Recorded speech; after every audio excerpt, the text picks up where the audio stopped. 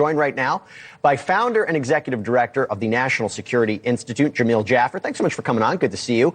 So Biden's leaving. Yeah, of course. So how does Biden's leaving? What, in about 2 months? What is that? How does that impact his primary goals for this meeting with President Xi? Well, look, obviously, the third meeting between Xi and Biden in person. Important meeting, particularly because it's taking place in the Western Hemisphere, in Peru, where the Chinese are inaugurating a major multi-billion-dollar port, obviously giving them commercial access to South America, Latin America, but also potentially the military access, which is a concern. So Biden's going to need to raise that issue, continue to press the issue of Taiwan, which, look, Biden's been moderately strong on China issues. The problem is he's also extended an olive branch, which is unlikely to be extended in the next administration. So I think Xi will be teeing up for what's likely to come next. We see strong China hawks in the new administration with Secretary of State Marco Rubio nominated, Mike Waltz as a national security advisor, and Elise Stefanik as UN ambassador. So I think, Xi is in for some challenges. So we'll see what he tries to get out of President Biden here in the remaining 2 months. Yeah, I think you hit upon a number of important issues. I think they're expected to focus on stemming the flow of Chinese manufactured chemicals that are used to make fentanyl, which, as you know, is a big problem in this country. Beijing's indirect support for Russia's war in Ukraine, their cybersecurity concerns, maintaining military-to-military communications.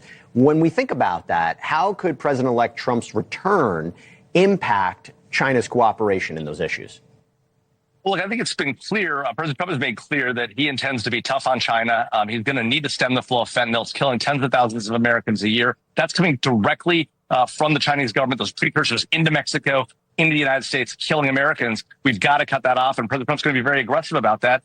He also is going to need to decide what to do about Taiwan. President Biden has had a mixed policy. On one hand, he regularly says on TV 3 times, I think, by all counts, saying that he would send American troops to defend Taiwan. But then immediately thereafter, his national security advisor, Jake Sullivan, comes out and says, well, what the president really meant was we'll send weapons. So President Trump will need to make a decision on that.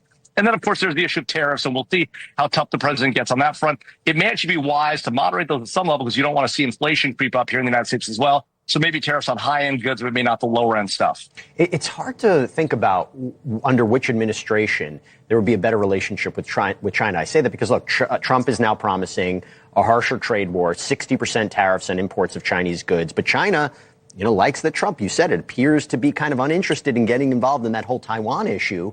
Biden seems to have more interest in maintaining global stability, but he did maintain most of Trump's tariffs. So when you think about that, which president do you think U.S.-China relations suffered more? I think the question is, what do we mean by suffered, right? I think the reality is that China is a rising power. The U.S. is going to need to grapple with that, and their views are inimical to U.S. security. And so I think what stands for a good China relationship is a relationship where China understands that the U.S. will defend its interests, know that its allies in the region, and respond accordingly, rather than China who believes that the U.S. might be weak and concede to their demands. And so, if that's a positive, China relationship, then I think that Donald Trump, at least on paper, is looking to press that harder than Joe Biden has thus far. Biden may have been more open to cooperation, but the Chinese may see that actually as weakness. I want to focus on something you said before, because China is backing this new multi-billion-dollar megaport on the Peruvian coast this week. That could, create trade routes that bypass North America completely. And it comes as China's influence in Latin America, it has been overshadowing the U.S.'s influence in that region. That's a fact. So what strategies could the new Trump administration employ to kind of counter that? I think the Trump administration needs to demonstrate that it's going to be the strongest friend to our allies and the fiercest foe to our adversaries. There are reasons to question how strong our allegiance is to our friends. The president has been tough on NATO, which is warranted at some level. But I think he sometimes says things that make it hard, President-elect. And so we've got to show the South American nations and the Latin American nations writ large, Central America as well, that we're with them and that they shouldn't concede to the Chinese. Now, they've got this big port there. The real question is, will it just be commercial, or will they allow Chinese warships to dock? If they allow the latter, that's a huge problem for the United States. That is our backyard. We can't let that happen. But that means we've got to stand up and show the Latin American countries that we're there for them, that we'll be there alongside them if and when times get tough. Yeah. And you're seeing this, by the way, this is a live shot of Peru. We're waiting for President Biden to actually make his way there to have his meeting with President Xi.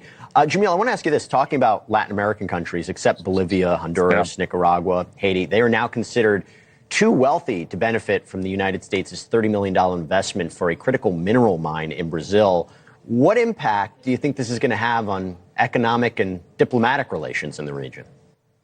Well, look, we've got to find a way to work with our Latin American friends, whether that's through traditional programs or through things like these critical minerals efforts as well. If we need to raise the rules for that and permit more of these Latin American countries to benefit, there's only upside for us getting our critical minerals from Latin America and from Africa directly rather than getting them through China. We process a tremendous amount of the lithium and cobalt that we need for our country, including for the battery revolution, through China, upwards of 90%. That's a problem, and that will ultimately come back to haunt us if we don't solve it now. That means working with our friends in Latin America, our friends in the Indo-Pacific, as well as our friends in Africa. All right, so important issues that are going to be discussed today and obviously moving forward with the new agenda for President-elect Donald Trump. Founder and executive director of the National Security Institute, Jamil Jaffer, thanks so much for coming on. Appreciate it.